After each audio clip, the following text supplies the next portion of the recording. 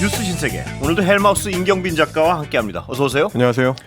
자, 여권에서 나오는 어떤 말들이 뭐 대단히 험악하고요, 상황에도 맞지 않고요.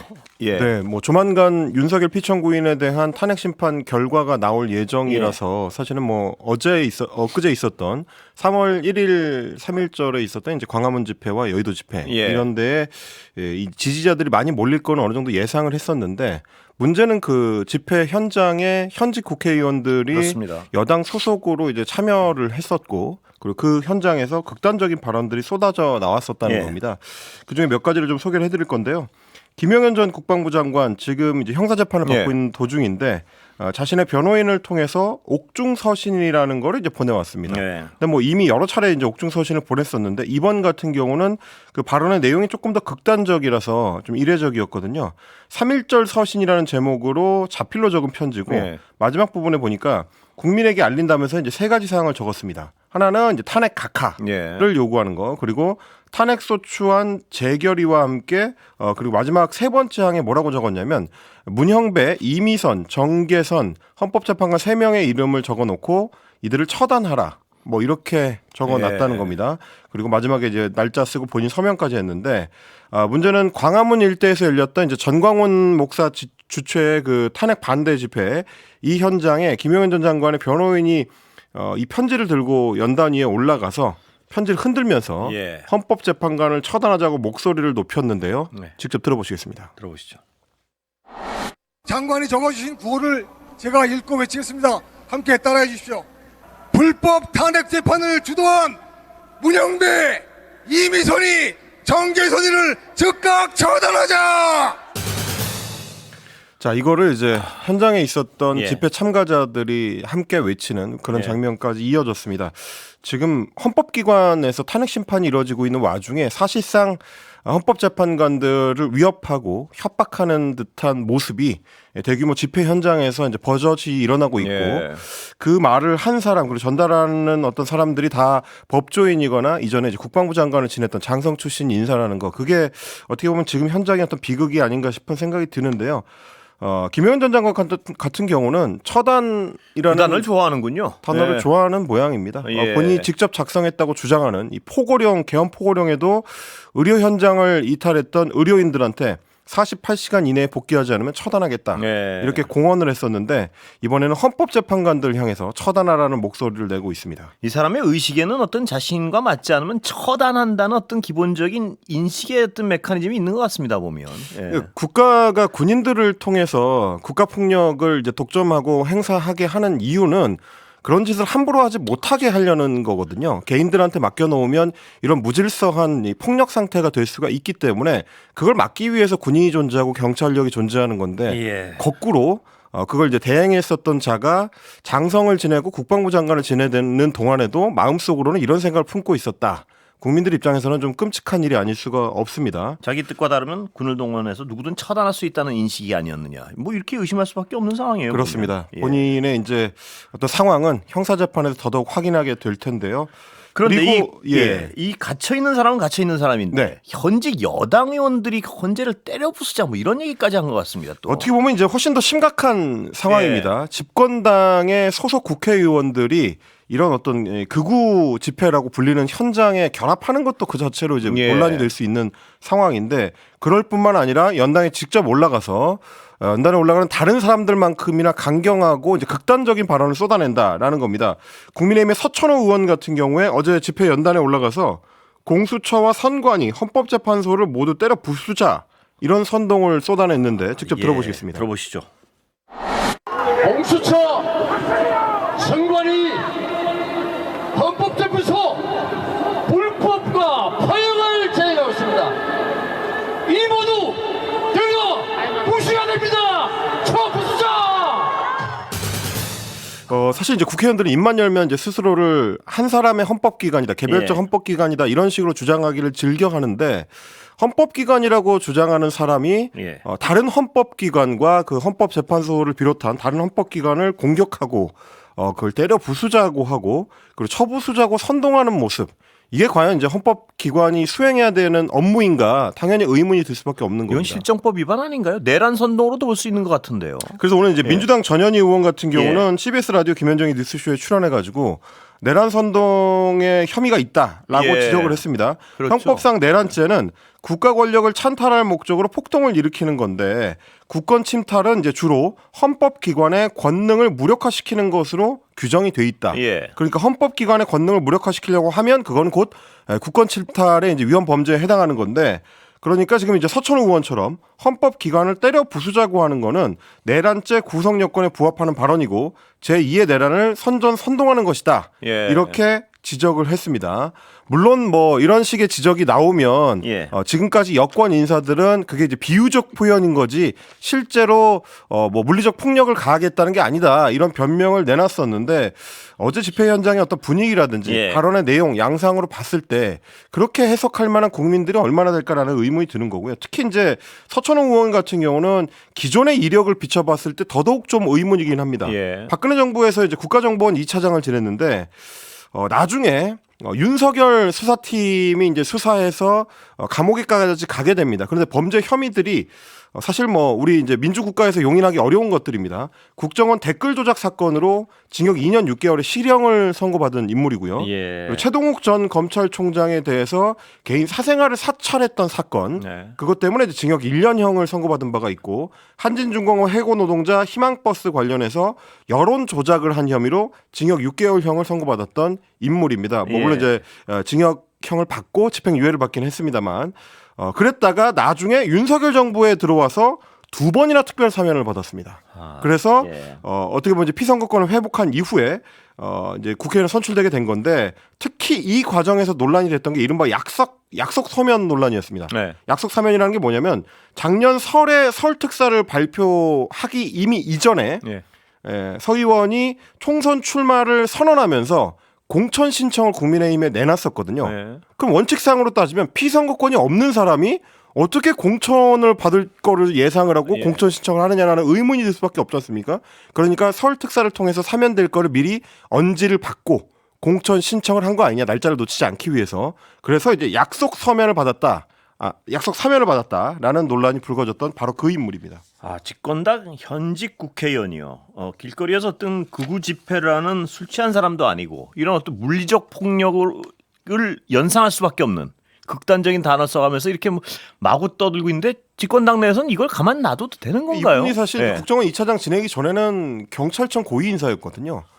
그랬던 사람이 지금 이런 발언을 쏟아내고 있는데 여당 내에서도 물론 비판의 목소리는 있습니다. 네. 친한계로 분류되는 김종혁 전 최고위원 같은 경우도 발언 내용이 부적절했다고 비판을 했는데 오늘 SBS 라디오 김태현의 정치쇼에서 나와서 예. 경찰대를 나온 경찰 간부 출신으로 체제를 가장 앞장서서 수호해야 될 사람인데 헌법기관들을 다 때려 부수자라고 얘기하는 거는 예. 도를 넘어도 너무 많이 넘은 것이다. 예. 이렇게 지금 비판을 했습니다. 다만 최근 들어서 이제 국민의힘 소속의 국회의원이나 정치인들이 이렇게 이제 극우 집회에 직접 결합을 하거나 굉장히 좀 강경한 폭력적 발언들을 하는 경우들이 좀 늘어나고 있는 양상이고요. 네. 꼭 그렇게 직접 발언을 하지 않더라도 우회적으로 윤석열 피청구인을 편들거나 뭐 계엄에 대해서 할 만한 일이었다라는 식으로 이제 우회적으로 발언하는 경우들이 늘고 있거든요. 뭐 일단 홍준표 대구시장만 하더라도 헌재 폐지론을 지금 들고 나왔습니다. 얼마 전에 이제 방송 출연을 해가지고 박근혜 대통령 파면 때처럼 엉터리 재판을 한다면 헌법재판소를 폐지하고 대법원에 헌법재판부를 두면 된다라고 이야기를 했고요. 예. 그리고 극우 집회 중심에 서 있는 정광훈 목사에 대해서는 우리를 대신해서 아스팔트 투쟁을 해주잖아요. 라고 하면서 참 고마운 사람이라고 사의를 표하기도 했습니다. 드디어 홍준표 대구시장이 정광훈 씨를 고마운 사람이란 표현까지 이제 접어들었군요. 얼마 전까지만 하더라도 이제 전광훈 목사에 대해서 굉장히 좀 강하게 비판하는 입장이었는데 예. 지금 상당히 좀 입장이 우회한 걸로 보입니다. 대권을 도전할 분이죠? 이분이 도전은 하겠죠? 예상을 하고 있고 뭐 사실상 대권 선언한 상태 아니냐 뭐 이렇게 해석하는 시각들도 많긴 한데 예. 최근에 이제 김문수 노동부 장관한테 이제 지지율 측면에서 좀 많이 밀리다 보니까 극우 경쟁을 하는군요. 어떻게 보면. 그래서 예. 이제 기존에 비해서 조금 더 오른쪽으로 간 발언들을 하는 건 아니냐 뭐 이렇게 해석하는 분들도 있습니다. 조금이 아니고 이제 막 달려가는 것 같습니다. 오늘. 예. 자, 박근혜 전 대통령이요. 네. 오늘 한 발언이 여러 가지 해석을 낳고 있습니다. 예. 네, 대통령을 지내고 파면됐던 박근혜 씨에 대해서 오늘 이제 국민의힘 지도부가 찾아가서 만났습니다. 예. 권영세 지도부가 들어서고 나서는 이제 처음 있는 일인데 오늘 만나서 이제 전국 상황에 대해서 여러 가지 좀 조언을 구하고 의견을 나눴다라는 얘기입니다. 예. 대구 달성군에 있는 이제 박근혜 사저를 방문을 했고요. 예. 권영세 비대위원장, 권성동 원내대표, 김상원 정책위원장 등등 여당 지도부들이 거의 이제 총출동한 네. 그런 만남이었는데 오늘 박근혜 씨가 이제 이런 발언을 했다고 합니다. 돌이켜 보건대 개인의 소신이 항상 있을 수는 있지만 집권당의 대표가 소신이 지나쳐서 네. 사사건건 대립각을 세우는 것은 바람직스럽지 않다. 그래서 당이 힘을 합쳐야 된다. 개인 행동이 지나치면 상황을 더 어렵게 할 수 있다라고 이야기를 했다는 건데 예. 이 이야기를 들으면 당연히 두 한동훈 명이 떠오르나요? 한 명이 떠오르나요?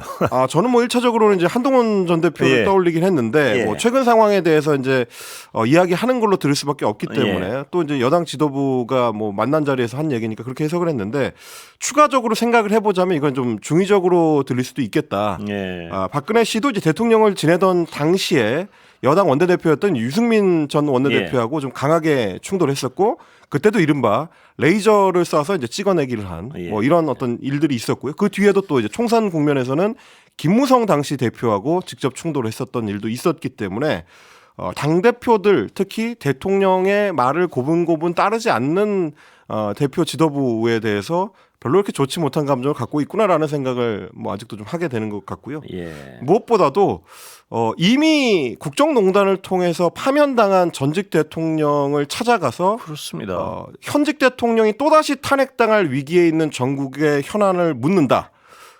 제 상식에서는 좀 이해가 안 가는 행보이긴 한데요. 여당 지도부에서는 이게 정상적인 조언 구하는 과정이라고 생각을 하는 모양입니다. 이게 무슨 의미가 있나요? 뭐 우리 편 다 만나는 거 그런 건가요, 그냥? 예. 그래서 사실은 뭐 이제 여권 특히 이제 보수 정치권 네. 입장에서 봤을 때는 조언을 들어볼 만한 신뢰가는 고문급 인사들 원로 정치인들이 없다 보니까 그나마 전직 대통령 타이틀을 달고 있는 이제 이명박 씨나 박근혜 씨를 자주 찾아가는 것 같은데요. 예. 그게 과연 원하는 만큼의 효과로 돌아올 수 있을지 이른바 이제 중도 유권자층에 어떤 메시지를 보내는 행보가 될지 그것도 좀 같이 종합적으로 생각하는 게 좋지 않을까 싶습니다. 예. 한동훈 전 대표를 공격하고 싶어서 또 뭐 찾아가는 건가요? 뭔지 잘 모르겠습니다. 예. 네, 건강이 안 좋아서 이제 특별 사면을 받았다라고 하는 게 이제 박근혜 씨의 그동안의 이야기였는데 예. 오늘 보니까 뭐 건강 상태는 상당히 많이 회복된 그래요? 걸로 보이긴 하더라고요. 그러니까 어떤 그 탄핵당한 그 죄값에 대해서는 지금 판결이 다 끝난 거 아니에요. 그런데 그렇습니다. 이분이 무슨 국가 원로처럼 지금 많은 말씀을 하시고 하는 게 적절한가 과연. 특히나 그렇습니다. 뭐 많은 언급을 할 부분은 아닌 것 같습니다. 그렇습니다. 예. 자, 비상경 국무회의 회의록이요. 네. 이것도 어떤 그 불법성에 또 하나의 무게를 실는 그런 보도가 있는 것 같은데요. 일단 12.3 비상계엄을 위해서 열었다라고 윤석열 피청구인 쪽에서 주장하는 이 예. 국무회의가 회의록이 없다라는 얘기가 이제 지속적으로 나온 바가 있습니다. 실제로 이제 행정안전부에서 이제 국무회의 회의록을 주관을 하고 예. 발행을 하는데요. 행정안전부 홈페이지에 들어가 봐도 유독 그날만 국무회의 그날 밤에 있었던 그 뭐 간담회인지 국무회의인지에 대해서만 별도의 회의록이 존재하지 않았습니다. 예. 그래서 뭐 검찰 수사라든지 탄핵심판부에서 요청했을 때도 행정안전부에서 제출을 못했었는데 예. 뒤늦게 작성된 국무회의록이 있다는 거고요. 근데 이제 문제는 이 국무회의록이 제대로 작성된 회의록이 맞느냐라는 겁니다. 검찰에서 수사를 하는 과정에서 밝혀진 건데 최근에 대통령실 관계자들을 조사하는 과정에서 강의구 대통령실 제1부속실장이 이 회의록이라는 거를 작성했다는 건데 국무회의 안건명 그리고 제안 이유 등을 작성을 해줘서 나중에 행정안전부로 회신을 해줬다. 예. 이런 취지의 진술을 대통령실 관계자들이 하고 있습니다. 예. 근데 이제 강의구 실장은 윤석열 피청구인이 검찰총장을 지내던 당시에 이제 비서관을 지냈던 최측근 네. 출신이고요. 그리고 비상계엄 당일에는 이제 국무회의를 하기 위해서 대통령이 이제 부른다라고 하면서 일부 장관들한테 직접 전화를 걸었던 인물이기도 합니다. 근데 문제는 회의록을 작성할 자격이 되는 인물인가 하는 겁니다. 예. 애초에 이제 이 사람의 업무는 소관 업무는 아니고요. 국무회의 회의록은 원래는 국무회의 간사인 행정안전부의 의정행정관이 이제 작성하도록 돼 있는데 이날 행안부 의정관은 일단 국무회의 일정 통보를 아예 애초에 받지를 못했기 때문에 예. 회의 현장에 오지 않았고요. 그리고 이제 국무회의를 담당하는 대통령실 내의 인사가 이제 국정과제비서관이 있는데 예. 국정과제비서관도 그 당시에 계엄 상황을 알지 못해서 회의에 참석을 못했습니다. 예. 그러면 이제 회의를 원래 같으면 이제 주관하거나 혹은 이제 회의록을 작성해야 될 사람들이 다 빠져 있었던 셈인데 나중에 그리고 당시 회의에 정작 참석하지도 않았던 강의구 부석실장이 별도로 작성을 했다. 그러니까 사후에 짜맞추기 위해서 예. 일부러 이제 만든 것 아니냐. 뭐 이런 의심을 좀 할 수밖에 없는 그런 상황인 거죠. 이번 개헌과 관련해서는 재판이 진행되면 될수록 불법적 부분을 찾아가지고 처벌하는 것보다 합법적 부분을 하나라도 찾기가 어려운 것 같습니다. 보면. 그렇습니다. 전체 정황으로 봤을 예. 때는 제대로 작성된 회의록이라고 보기는 좀 어려울 것 같습니다. 예. 자, 이건 약간 기사가 좀 재밌는데요. 세컨드 통화요. 세컨드폰. 네, 세컨드폰 통화. 그러니까 이게 좀 전말을 좀 설명해 주시죠. 이게 참 머쓱하게 됐는데 여당으로서 보면. 예. 네, 김세환 전 선거관리위원회 사무총장이 있습니다. 이분 같은 경우는 사전투표 부실 관리 의혹이 이제 불거졌을 때, 예. 그때 이제 총선 때인데, 예. 그때 자진 사퇴를 했었던 의혹인데요. 예. 뭐 본인의 이제 아들을 선관위에 부정 취업을 시켰다라는 특혜 의혹도 있었습니다. 예. 이런 인물인데 이번에 이제 감사원에서 선관위에 대한 그 감찰 결과를 예. 발표하는 와중에 김 전 사무총장과 관련된 이른바 세컨드폰 두 예. 번째 폰 논란이 터졌습니다. 선관위 명의로 세컨드폰을 개통을 해서 예. 정치인들과 연락을 주고받았다라는 예. 건데 인력관리 실태 감사 보고서를 봤더니 2022년 1월에 예. 이 세컨드폰을 개통을 해서 정치인들하고 연락하는 용도로 사용을 했고 예. 이 기간이라고 따지면 이제 문제가 될 수 있는 게 2022년 3월에 대선이 있었고 예. 2022년 6월에는 지방선거가 있었습니다. 이렇게 대형 선거가 잇따라 치러지는 와중에 예. 선관위 사무총장이 일종의 이제 대포폰이라고도 할 수 있겠는데 그래서요. 이게 그러니까 여권에서는 네. 이 사무총장이라는 사람이 세컨드 폰을 만들어서 정치인과 연락을 주고받았으니까 실명폰이 아닌 거죠, 그러면. 연락을 주고받았으니까 과연 객관적으로 선거 관리를 했겠느냐 이런 했겠느냐. 의문을 이런 제기한 의문을 거죠. 제기한 예. 겁니다. 그래서 이 문제에 대해서 문제 제기한 게 이제 주진우 국민의힘 의원인데 예.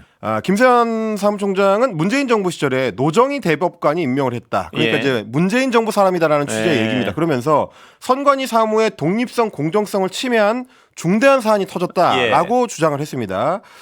그리고 이제 나경원 국민의힘 의원도 정치인들과 밀담을 나누고 퇴직 후에도 선관위가 요금을 대납해준 이 부패한 카르텔을 지적을 하면서 예. 정치인들하고 비밀 통화를 했다고 한다. 나쁜 짓 하는 선관위가 우리의 소중한 한 표를 지킬 수가 있겠느냐라고 이야기를 해서 사실상 뭔가 선거에 어떤 부정한 의혹이 끼었을 수 있다. 이제 예. 이런 취지의 주장을 잇따라서 이걸 거리로 예, 이제 했었던 그랬었죠. 건데 예. 문제는 이제 이 인물이 나중에 보니까 국민의힘 소속으로 국민의힘에 입당을 한 뒤에 지난해 치러졌었던 강화 군수 보궐선거에 출마를 했다. 국민의힘의 예비 후보로 지원을 했었고요. 예. 1차 경선을 심지어 통과를 해가지고 4명이 치르는 2차 경선에까지 진출했었던 인물입니다. 그리고 이제 지난해 3월 같은 경우는 이 지역구의 국회의원이 배준영 의원, 예. 국민의힘 의원의 선거사무소 개소식에도 참석을 했었고 그 관련된 내용들이 이제 보도되기도 했었기 때문에 국민의힘 사람이라고 볼 수 있는데 과연 2022년 연초에 있었던 그 세컨드폰 통화는 어떤 정치인들과 이루어졌을까? 이 부분에서 이제 국민의 입장에서는 조금 난감해진 예. 재발등을 찍은 것 아니냐라는 뭐 이야기들이 나오고 있습니다. 국민의힘의 비난이 좀 머쓱해졌군요. 예. 근데 좀 어떤 비판이나 비난을 하려면 좀 앞뒤 관계를 좀 살펴보고 했으면 좋겠는데 이런 일들이 자주 일어나는 것 같아서요. 물론 이제 나경원 의원 같은 예. 경우는 정파에 상관없이 선관위 사무총장이 이런 일을 하는 것 자체가 문제이기 때문에 예. 뭐 제대로 좀 들여다볼 필요가 있다라고 이야기를 하고 있습니다만 예. 전체적으로는 생각했던 그런 효과를 거두지는 못한 정치 공세가 됐습니다.